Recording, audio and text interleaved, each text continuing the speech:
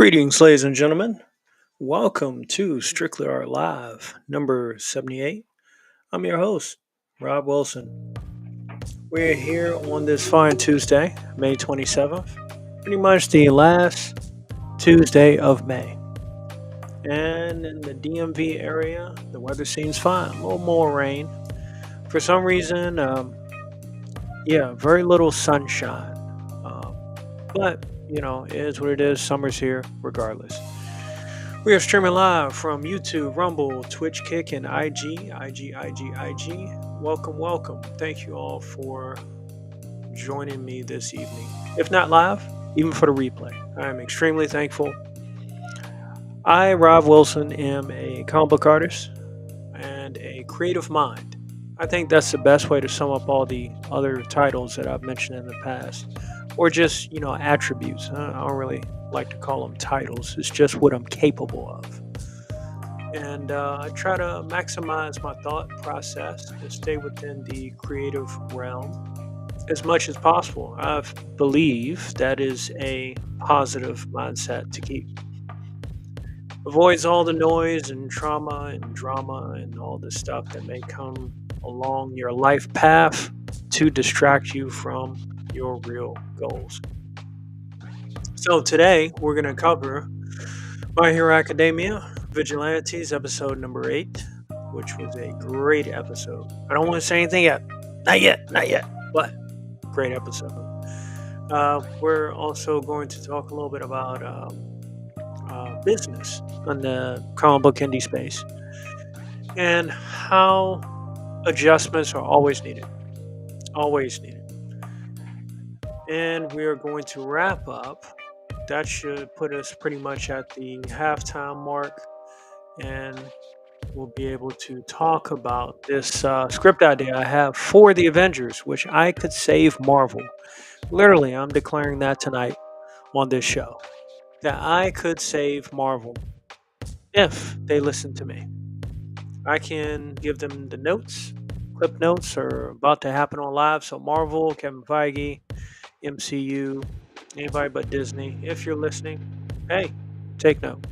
This may help you on your process to mitigate the crash that Marvel is going through right now. I don't know if it's as bad as DC, but we're going to get into it, all right? So buckle your seatbelts, get your favorite drink ready. I got my ginger brew ready. It's not Jamaican, but eventually I'm going to get back to the Jamaican ginger beer. That's my thing. My ginger beer right here. And we're going to go ahead and get the show started, all right? So let's go.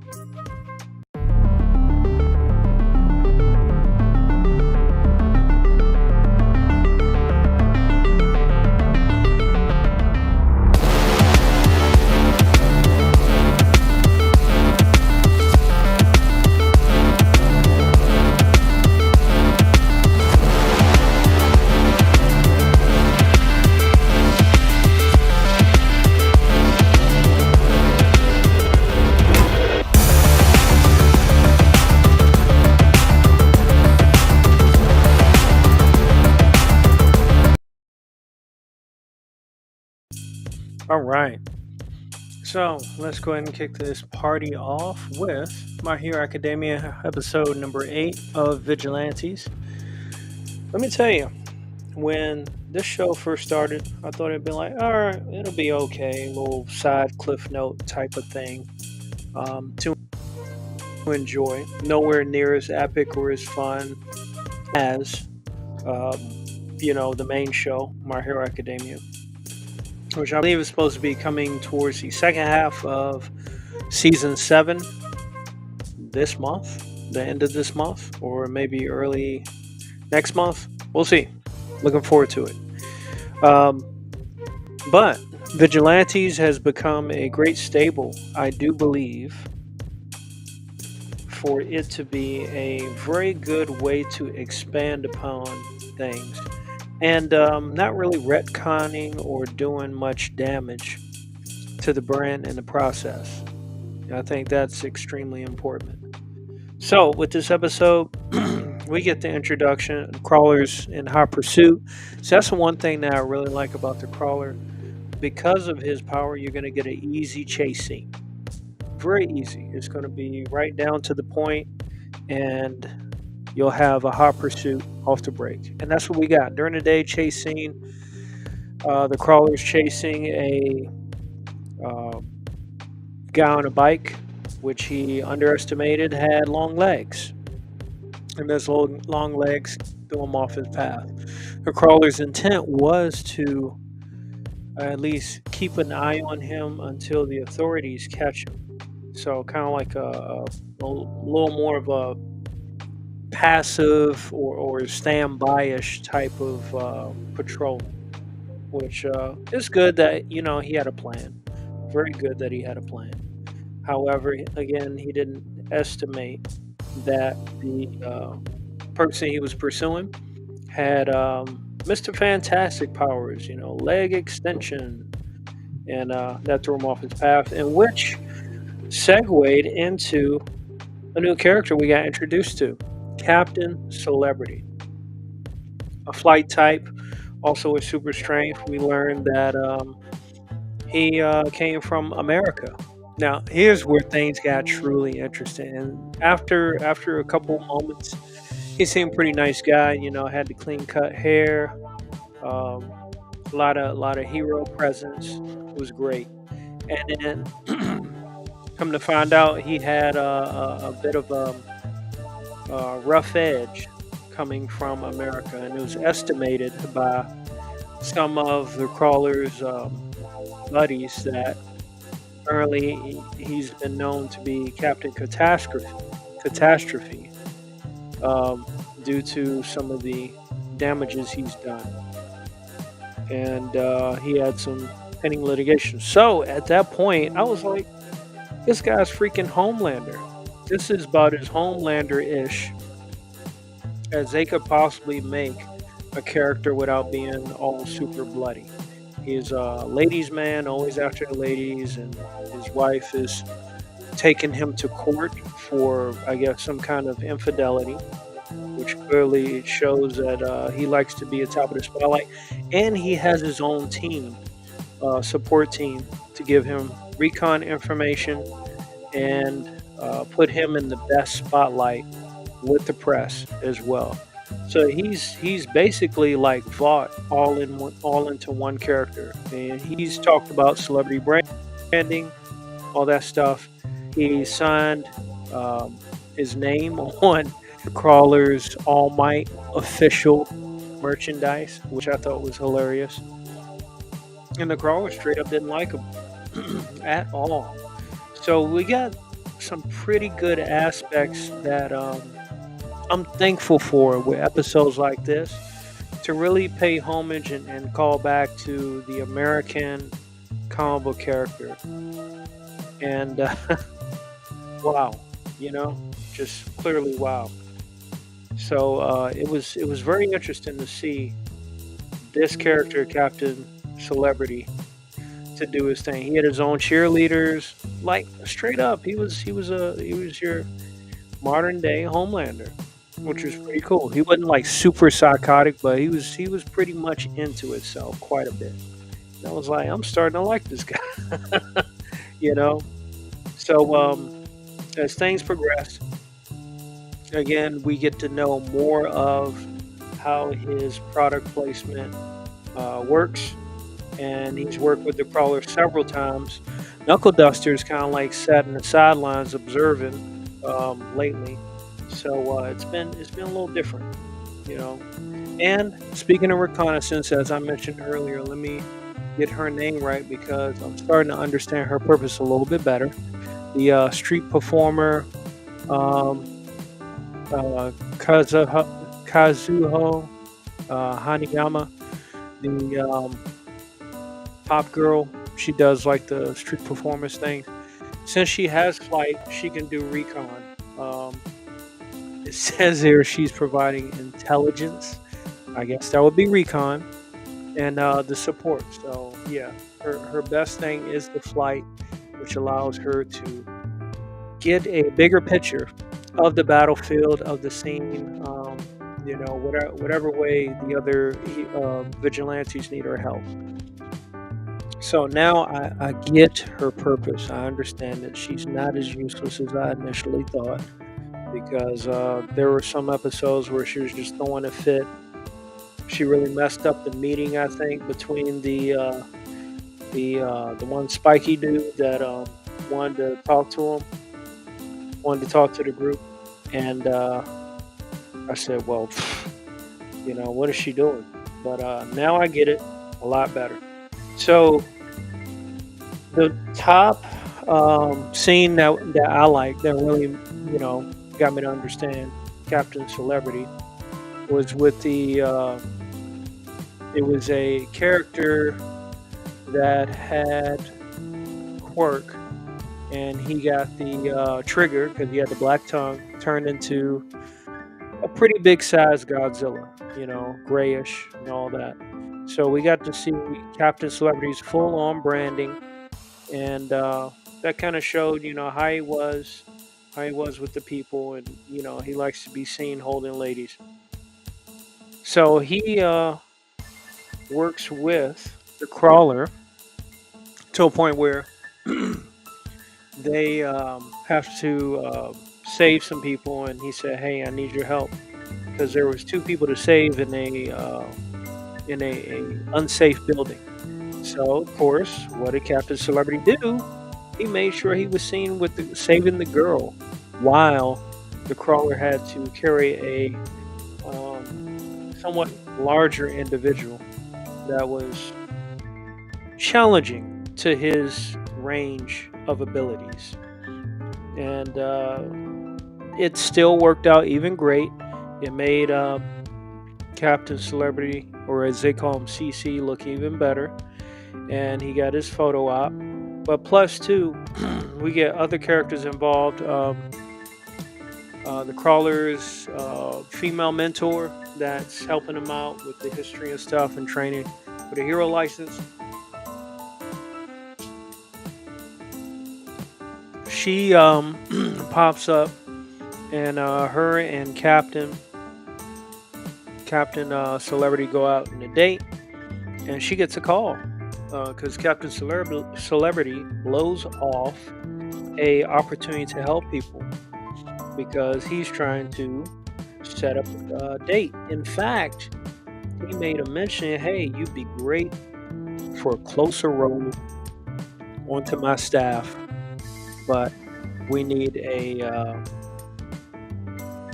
some time to get a little closer. So I was definitely thinking about the seventh scene where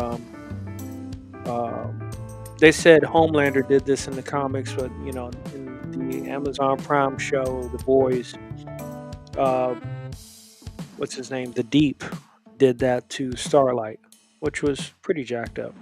But regardless, it didn't go that far, obviously, because Japan knows its limits, and therefore, while he was on the date with the lady and trying to press up on her, she got a call from his wife, who exchanged info with her, and she was wondering more about what it was he was talking about in reference to a secluded area for him and the lady he was on the date with to uh, consummate the new position that he was offering her. And that right there, that was enough to turn him cold and be like, oh, I got something to do. I gotta go save some lives as his court case was pending. So now that he knew that, she already knew what he was up to, which was one of the reasons why he was in Japan, to try to save a little bit of his brand because he had messed up in America so much with controversy and lawsuits, which came from women. Again, very, very ironic and hilarious homage to the American comic book character and issues right here at home. So I think this is what made the episode pretty funny. And they had a post credit scene.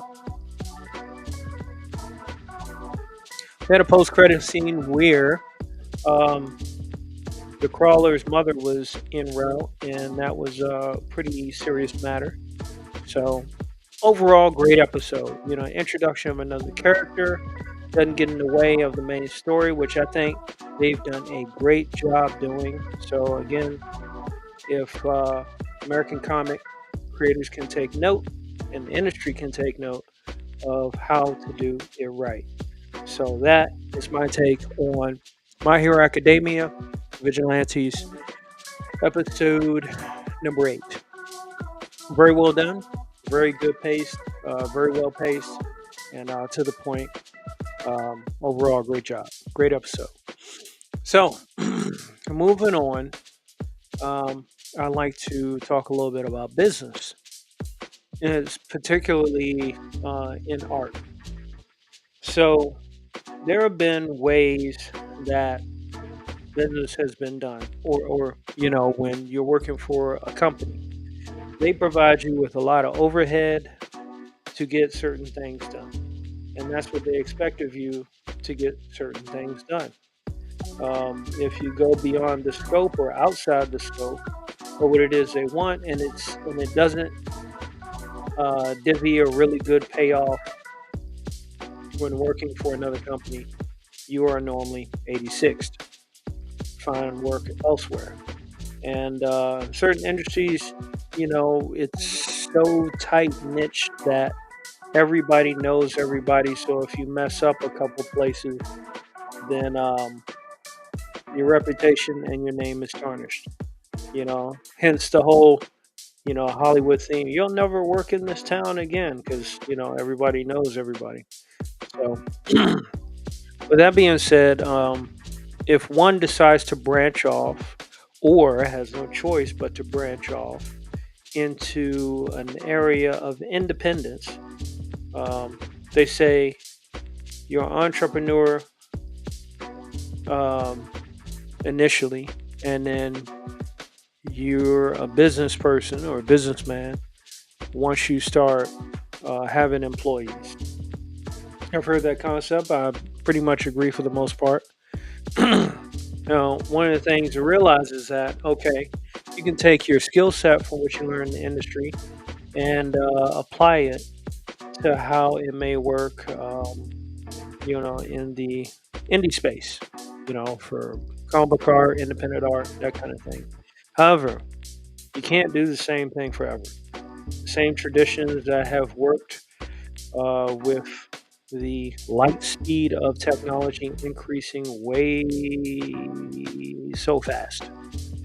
You cannot expect to do the same thing as, let's see, old industry, heads did it. I believe someone was mentioning, the leap between, I think it was Levi Skeen, the leap between the artist and then the artist that used photo reference. There was some disgruntled and discrepancy there. Eventually, until it became the standard. Tools are what they are, but I do believe that there's a level of being able to adjust according to what tools are introduced. Automatically dismissing new tools may cause you to miss out on some interesting opportunities. Now, if you got a fan base and they're paying your bills and they're telling you what they'll accept and what they won't accept, well, then you are beholden to your fans, absolutely. But if your goal is kicking down the door, or trying to get in and trying to get stuff done within a reasonable amount of tradition, I think there's some wiggle room there. But unfortunately, what has become the norm is that, hey, you come over here, this is how we've done it. This is how we've always done it. And we're not about to change it for you. That kind of thing. So, because of that, when someone gets things maybe even more officially done than the traditional guys, it becomes a problem. And again, I've kind of mentioned this before. By default, what's the best thing to do? Well, not the best thing to do, but what's the default thing that normally happens? The old school guys, they attack, defamate,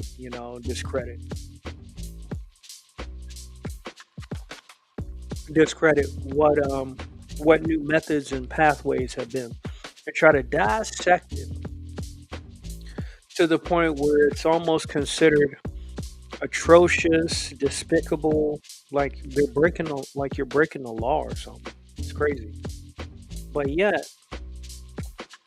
they've had no stake in your progress, your growth. Um, you've taken many, many steps to hear what they've said to a grain of salt versus what actually works. So, for every business, there are methods that you have to do. Problem solve. There's always new problems that come. How can I get XYZ done with a certain amount of time in order to have a product available or something that people may hopefully find value in within a reasonable amount of time? And as the patience of the customer somewhat decreases because things are produced faster and faster and faster, being within, being tied to the traditional methods of creating art, along with how the old school guys have done it traditionally because they had the opportunity, may not work for the new person on the scene. It may not work for the new kid on the block because it's a different time. And not being able to understand that, I mean, sure, again, like the older crowd, they may think that, hey, you're doing it wrong because you're not doing it like us. Uh, well, when it comes to art, there's many different forms of media. Um, when it comes to storytelling, there's many different ways to tell a story. So I think it comes a point where, as opposed to just saying, hey, you're not doing it right, or you have to acquiesce to our way or else you don't get our stamp of approval. I think that's a very self-destructive type of concept to put on in a what's considered our community. But people will be people. Groups will be groups. Everyone, people will have opinions. Um, that's one of the reasons why I tend to focus more on my stuff than other people's stuff, or trying to tell them how they should do it, because I got my stuff I need to fix. I'm getting the plank out of my own eye before I worry about anybody else's, so to speak. If you get my drift. So it's I think it's kind of wasted effort, you know. But if they're gonna keep doing that, I mean, that's them. That's their choice. They have a right to do that. It just may not pan out well for them. They've already had their career. The old school guys, they've already had their career. They've made their money. Um, you're pretty much not part of what they've created, and therefore, it can fall upon deaf ears, because at the end of the day, what counts is what you produce, especially on the independent scene. And I think that's tough for guys of the industry to translate, because they already have arrived here with a name. You know, like for example, I've never worked for Marvel, DC, or Disney, any of those companies. So when people hear a name Rob Wilson, they automatically think Rob Willis, because they only know that name from which that background and what's been already achieved. Well, here's a newsflash. People have different names, and it's good to somewhat see the content of their character, what they're capable of, their principles, what they stand for, before affiliating with them with someone that just because the name sounds familiar, you know. That's something we knew back in the 80s how to do. That's something we knew back in the 90s how to do. But because we're bombarded with so much information, we hear the slightest similarity, even like when pitching a story. We hear the slightest similarity and we just say, "Oh, that's this, that's that." And the correlation is automatically there even though it may not even be warranted. And it's could be a mistake, on some people's behalf because some people go through this life on autopilot. I'm not knocking them, it just helps to be a little more aware of those small details. And when you get a chance to give people your ear to hear what they're about, give them a chance to explain the whole thing before saying, "Oh, this is already done," or XYZ. Well, let's hear the whole story, behind it before we make those judgments automatically because it helps to hear the full story. People always talk about context, context, context. No, I prefer to just hear the complete story, hear the complete sentence before someone's cut off and the conclusion's already being made or accusation already being, uh, presented. So that's normally what's preferred. I mean, even in court, I get it. I get it. Even in court, um, there is a time to present certain ideas or state your case, and then it's checked upon by the person that's stating the case and presenting such information or evidence. They check and make sure that, okay, are you finished? You know, is that complete? Do you have anything else you want to add? All that kind of stuff. So I think, sometimes just taking a moment to process the information of what's being told, what's being shared, what plans may be conveyed for what a person may think is their success, and they might have done more extensive research than you have, the listener. Give them a chance to explain all of that before you get to, well, that's not going to work, or, oh, this is how it's done. This is how you do it. I've seen everybody else, so this is how they do it. So you got to do what they do. In an independent space, independence is one of the key words that is supposed to rise above all other traditions when it comes to art. But hey, I'm just an artist. I got a common name, common American name. All American, American, American, Rob Wilson.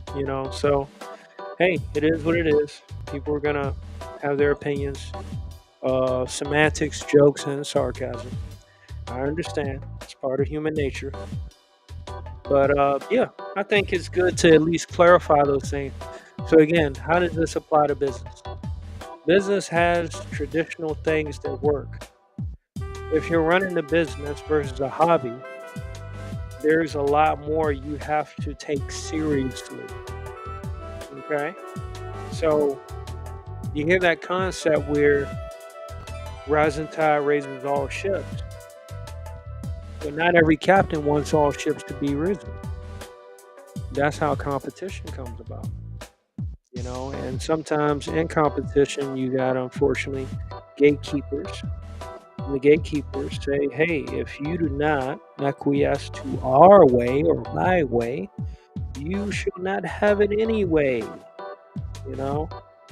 So that doesn't work in business that well. There's a thing called free market, which can be abused, but at the same time, there's a level of understanding of what you can do, what you can get away with, and what you can't get away with. And that's where, the law comes in, legalities and things like that. So it's unfortunate. And we know in the comic book industry, there's crap ton of lawsuits historically throughout the comic book industry, in and out, both traditional and independent, from the smallest creator to the largest creator. Some cases have gone so far that it's carried on to the siblings. The battle continues with lawsuits against Superman movies because they weren't given permission by the estate, the Superman estate, the brothers that originally made, or the two guys that originally made it. So, again, I believe that for the most part, most of my life has been somewhat something that I've been very thankful for because I've been guided by a level of moral principles by which I was raised upon. And that's gotten me out of a lot of trouble. That's kept me away from a lot of trouble, thankfully. But you're going to have people that are prone to be part of chaos. And it's important in this day and age to kind of um, deviate away from them, especially if you have a clear, concise goal and list of things to get done. Because there are a lot of distractions and people um, possibly designed to, pull you away from your goals. They may not even be aware of it because why would an NPC even know, why he's doing what he's been programmed to do? He just gets wound up and looks for the next thing to distract, or deviate. So it's important to stay on the path that you know what you're capable of achieving. And if that requires you to step away from, what everybody else is doing, so be it. So be it. Because you have to generate motivation and happiness for the creativity that you're trying to create first and foremost before you get any kind of admiration from anybody else. And that admiration is temporary, just like likes. 1 minute, fan base may love you. Say one or two things wrong, the fan base is out. You know, so it's a really tough thing to leverage and handle. And if you have a business, it's all on the line. If that business is your sole source of income, it's all on the line. And me personally, I don't like to gamble. I would very much prefer to maximize a pathway to success than put hope in someone that may not truly care about my success, or they may change by the direction of the wind. So I think in business it's very important to take a look at that, to keep a sharp eye out on who's there to actually have your back, who's there to actually support you, and try to find ways to grow with those people more than anything else. Like your jesters, your jokers, your practical jokers, they'll be around.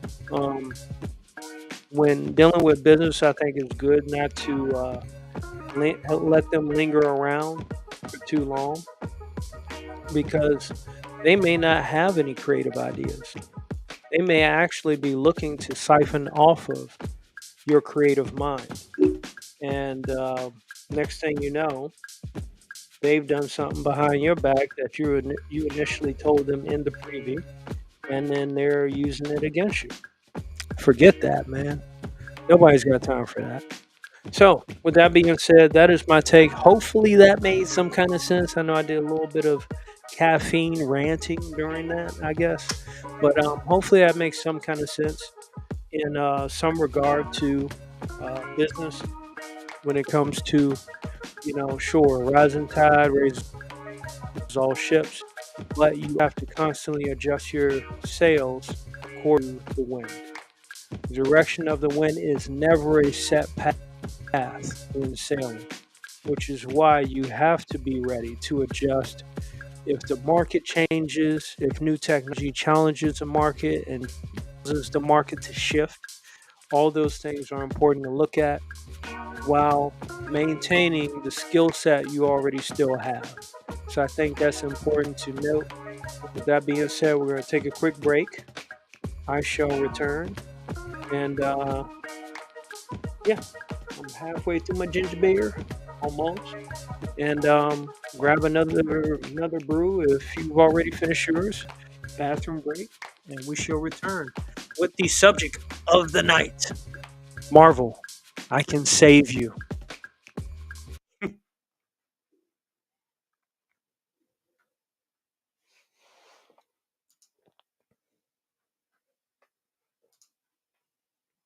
I'm not getting any good cooperation here. Hold on.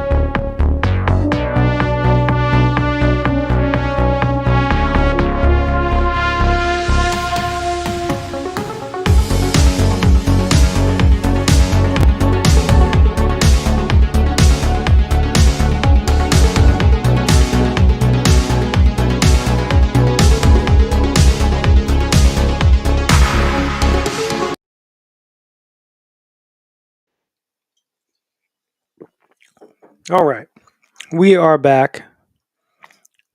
As Restream has chosen to mess it with me just a little bit, but that's all right. So there have been many different script leaks in the MCU.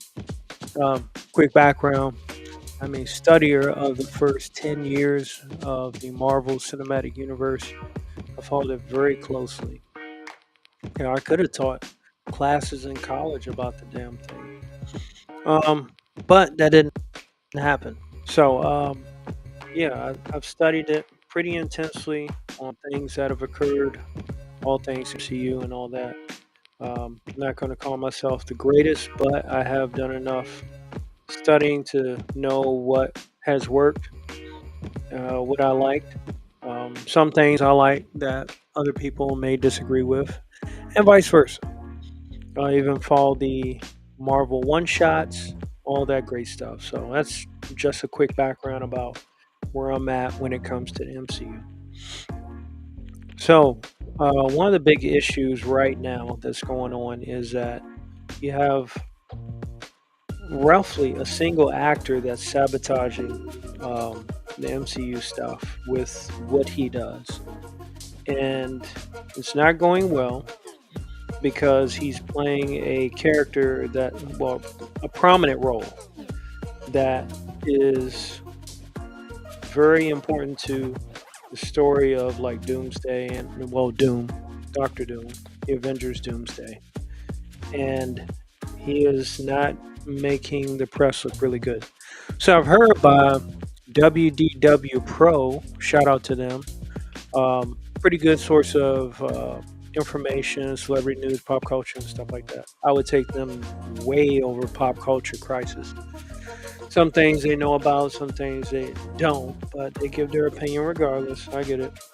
Um, but yeah, they put out this idea that possibly they are shifting attention from Pedro Pascal to Chris Pratt.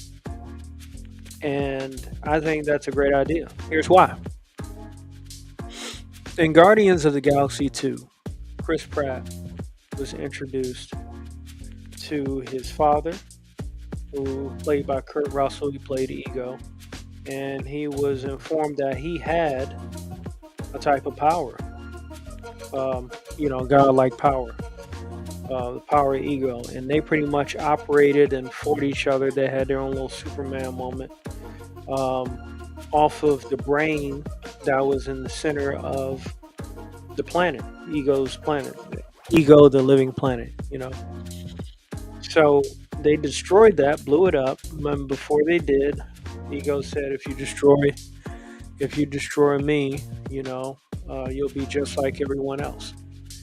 And we know how that ended. However, if they're smart over there at the MCU, they realize that because this is a multiverse saga that they're trying to wrap up, they explained how unimportant the Infinity Stones are in different universes, and basically they just discarded them entirely. Well, Wanda Maximoff, the Scarlet Witch, proved to be very, very dangerous on her path towards having her children from another multiverse. Now, according to MCU, her powers came from the Mind Stone that created, who she is, and the warped world of the town she took over in her own show, WandaVision. Even creating another Vision, the remnants of him before he transferred to the White Vision. So it's kind of tough for me to say that the Infinity Stones are completely useless here. But what you could do, MCU, is introduce the Ego Stone. Now I understand that was another stone that showed up later, after the universe had, offed itself because life was boring or something like that. And we know how cosmic beings have tried to test out what it's like to be human, because being, somewhat all powerful has been boring to them throughout the comic lore. Here's what you do. You already destroyed Ego. You want Chris Pratt to be more important than Pedro Pascal. So bring Starlord out of retirement, which I think they're going to do anyway, because he's been spending time with his dad, as we saw at the end of Guardians 3. Bring him out of retirement and let them get a beacon for a signal where the remnants of where Ego was. There's some kind of signal there, and they take whatever Guardians they got over there and have them go over there and find the Ego Stone. Chris Pratt takes it.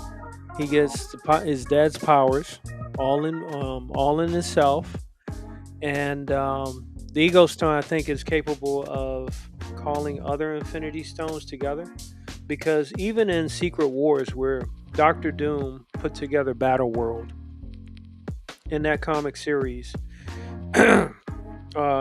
using the power of the Beyonders, thanks to Molecule Man, XYZ. Even in that, there's a thing that happened in there where Black Panther had a Infinity Gauntlet. I think Doctor Strange left it with him on standby, and it changed the game. That's actually how they teamed up to help defeat Doctor Doom, who had the powers of the Beyonder. That, and of course, Victor Von Doom, when it comes to Reed Richards, pisses him off, so that was enough to break him too. So how this multiverse thing concludes, you can't just ignore the Infinity Stones. I think there's a clear path of victory, or like I said, softening the landing for the MCU if they bring back a level of the Infinity Stones. They can't be totally useless now. Just can't be. And like I said, give Starlord back his powers through the power of the Ego Stone, and have him summon the other Infinity Stones. And you get Adam Warlock, since he's with Guardians of the Galaxy. Give him the distribute, the stones accordingly. Yeah, I'd give Adam Warlock the soul. If Drax is still around, or if they bring a new Drax, give him the Power Stone. You know, set it right. That's how you set it right. This, I think, is one of the best options because it not only covers, it not only corrects some of the mistakes that the MCU made via No Silver Surfer during Infinity War, that kind of thing. Different color stones. No Adam Warlock during the Infinity War. Waste of time, rituals just to get the Soul Stone, the sacrifice and all that. I think this method that I just mentioned would would set things back on a comic book path with the MCU, and possibly give people more of a hope that, okay, the MCU is back on track. Very well done with Thunderbolts as far as like putting together, the B team, and having a villain worth watching, Sentry, and that was great. So a lot of people already now, what are they doing? They're generating buzz. They're saying that, Sentry versus Odin, or Sentry versus Thor. Who could beat Sentry now that they think that he's unbeatable and all that kind of stuff. That buzz is already generating, and I think it's going to be very useful if they address them properly in the movies. Okay? But you got to use Starlord, Chris Pratt, who I think has stayed out of trouble very, very well, in my opinion. He stayed out of trouble and as good as you possibly could, even when being attacked to an extreme level. But do that. Find the remnants of where Ego was in the galaxy, pull out the beacon, realize that there's an Ego Stone, because one, you can't really destroy energy anyway. I don't know what that nonsense with Thanos was talking about. I destroyed the stone so nobody else could do it. That's whatever. But then, that was the easy way to make sure that he didn't have it anymore. But still, those stones exist. The TVA proved that the stones still exist. So to get out of this multiverse gobbledygook, I think it really helps if they go ahead and bring them back and get some kind of like control, grab control of this multiverse thing by the reins, and using Chris Pratt, Star-Lord, to revisit, his dad's grave, so to speak, in space, and have that brain and that planet that was destroyed implode and convert to the Ego Stone would be a great transition. And you could do that. I'm hearing that the Avengers movies that are going to be 2 now, they're probably going to stretch it out to 3 movies. You could do that across 3 movies. That could be a huge saga. So MCU, you're welcome. You could do it, but will you do it? Do you have too much pride not to do it? That's what it comes down to now. That's what a lot of these decisions have come down to now. It's been about pride, and pride tends to generate the worst. Pride is one of the worst reasons to try to achieve something, just to be proud that you did it. No, you got to have a greater reason in life, and in all those superhero movies that we've watched, all the comic books that we've read, some of the most prideful characters have had the biggest falls. So just take note about that, and know that This is coming from a genuine spot that if you want to save the MCU, you gotta just get back to what made you good in the first place. Granted, I get it. You can't make everybody happy. There's always going to be critiques by geeks and all that stuff, and blurs by nerds. And yeah, that's fine. But if they're talking about your stuff to a degree in a good way, mission accomplished. Like I said, give me something worth watching to be inspired to so I can say, hey, that was so good. I want to create something. You know, that's the childhood cycle that I want to keep continuing because that inspires me to create cool stuff. Not directly, steal it or whatnot, but say, hey, there's something to this. The superhero comic has spawned a whole universe, a whole industry, um, whole companies, even secondary and tertiary companies from it. Marvel gave birth to Image, or during the DC era. Um, during Let me correct that. During the Silver Age, different comic book companies and comic strips and newspapers gave birth to companies like DC and Marvel, and then Marvel gave birth to Image, and then Image gave birth to stuff like probably Top Cow or what's the other one? The one that Jim Lee has with the Wildcats, Wildstorm Entertainment. So keep inspiring um, good ideas, and then occasionally, listen to some fans. Like I said, I did a live stream on fans make the best stuff, and it was covering this 1 hour Marvel multiverse war where it had everybody in it. You had John Wick in it, you had Thanos in it, you had Transformers in it, you had Ninja Turtles in it, you had the Shredder, you had Doctor Who, you had James Bond, you had Deadpool, Wolverine already in it before we got the third Deadpool movie. So a year or two later, I can't say that Ryan Reynolds or Hugh Jackman or one of the script writers did not come across that, YouTube fan made film and say, we're not going to do that. Because they did it. They did it, plain as day. Would the Deadpool movie, Deadpool 3, be what it was if that fan made film didn't come out? We'll never know. Probably not in another universe, but we'll never know. But the fact that both things exist in this space says a lot. So it's time, just like the fan has taken inspiration from the big industries and the big movies, it's time for the big movies to take inspiration from the fans as well. After all, that is what they're making these movies for.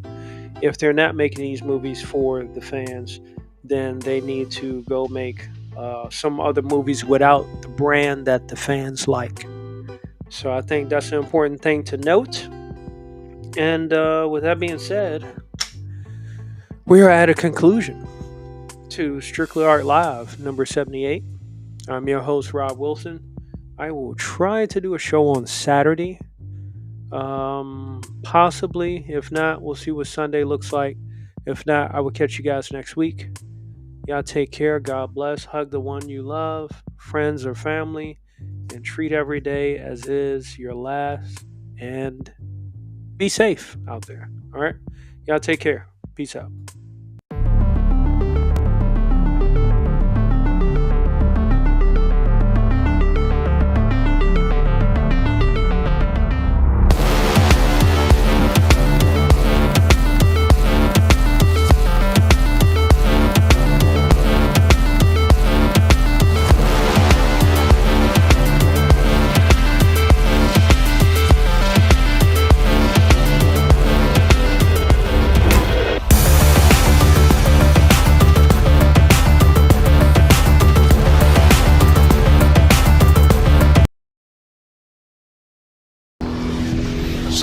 motherfuckers are always trying to ice skate uphill.